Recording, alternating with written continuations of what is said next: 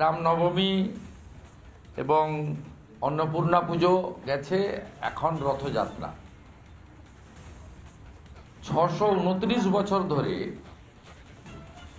প্রভু শ্রী জগন্নাথ দেব, প্রভু শ্রী বলরাম, মাতা সুভদ্রা রানীর রথযাত্রা উপলক্ষে মালদা জেলার জালালপুরে যে রথ মেলা অনুষ্ঠিত হয়ে আসছে, এবারে মমতা পুলিশ মানে মুসলিম লীগ 2 পুলিশ, যারা মোহাম্মদ আলী জিন্নার দেখানো পথ বয়ে নিয়ে যাচ্ছে, সুরাবর্দির দেখানো great Calcutta killing, Noakhali killing, আর আজকে যেমন মমতা বন্দ্যোপাধ্যায়ের ঘনিষ্ঠ আত্মীয় মোল্লা ইউনুস ঢাকাতে দুর্গা প্রতিমা, দুর্গা মন্দির, শুধু মন্দির ভাঙা নয়, প্রতিমাকেও বুলডোজার চালিয়ে দিয়েছে।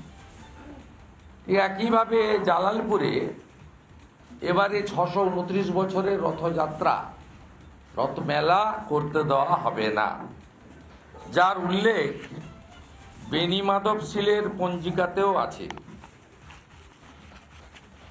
আপনারা দেখুন, যদিও তৃণমূল সংস্কৃতিতে পঞ্জিকা শাস্ত্র মানেন না, মুখ্যমন্ত্রী মানেন না, আর তার বাহনরা তো মানার প্রশ্নই নেই, কারণ মুখ্যমন্ত্রী পিতৃপক্ষে দুর্গাপূজা উদ্বোধন করেন, বিজয়া দশমী মহরমের জন্য ডেট পরিবর্তন করেন, সব অনেক কাণ্ড করেছেন তিনি 14 বছর ধরে। এক বছর দুর্গাপূজার বিজয়ার ডেট পরিবর্তন করেছিলেন মহরমের মিছিল যাওয়ার জন্য, এবং লাগাতার 10-12 বছর ধরে পিতৃপক্ষে ফিতা কাটতেন। আমাদের বারে বারে খোঁচাতে গত বছর থেকে একটু সংযত হয়েছেন, বুঝেছেন যে ওদিকে 30% যদি এক হয়, এদিকে 70%ও ক্রমেই ঐক্যবদ্ধ হচ্ছে, এটা বুঝেছেন। এবং তিনি কার্নিভালের নামে যেটা করেন, সেটাও দুর্গাপূজা বা হিন্দু সংস্কৃতির উপরে সঙ্গে মানানসই নয়।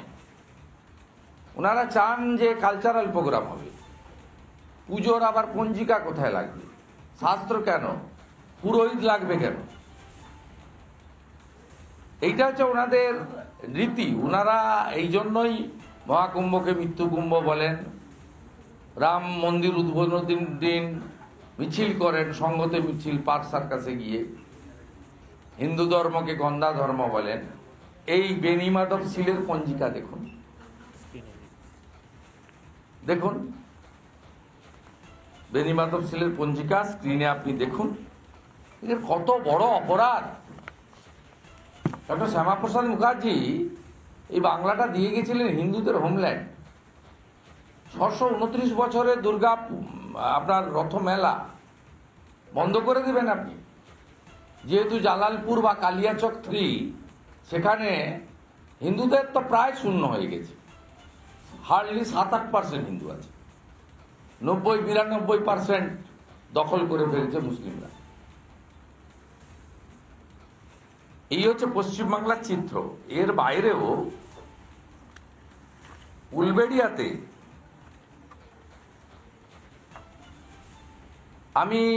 উলবেড়িয়াতেও রথযাত্রা রুটের জন্য থানায় গেছিল, রিসিভ করেনি, এবং ভারবেলি বলে দিয়েছে কোনো নতুন রথযাত্রা হবে না। তো দীঘাতে যেটা হচ্ছে, বাজনা বাজাচ্ছেন আপনারা, ওটা কত বছর ধরে চলে আসছে। উলবেড়িয়ার রথযাত্রার অনুমোদন দেওয়া যাবে না। আমি এই দুটো ক্ষেত্রে আমার জালালপুরের হিন্দু সমাজ এবং উলবেড়িয়ার হিন্দু সমাজকে আপনাদের মাধ্যমে বলবো, কালকে আপনারা রথ মেলাও করবেন, রথও বের করবেন, শুনবেন না। আপনাদের যদি গ্রেপ্তার করে, জামিনে মুক্ত করা, জেলে থাকাকালীন আপনাদের সংসার পরিজনকে পাশে দাঁড়ানো, এই কাজটা আমি বা আমরা বিজেপির কার্যকর্তারা আমরা করব।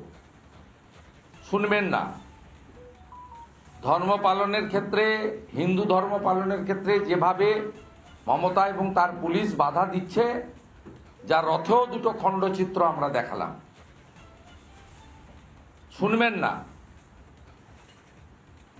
আর 5 তারিখে আমার কাছে পাঁচলা সহ অনেক জায়গা থেকে খবর আসছে যে মহরমের আগে কি সব অনুষ্ঠান হয় আগের দিন থেকে।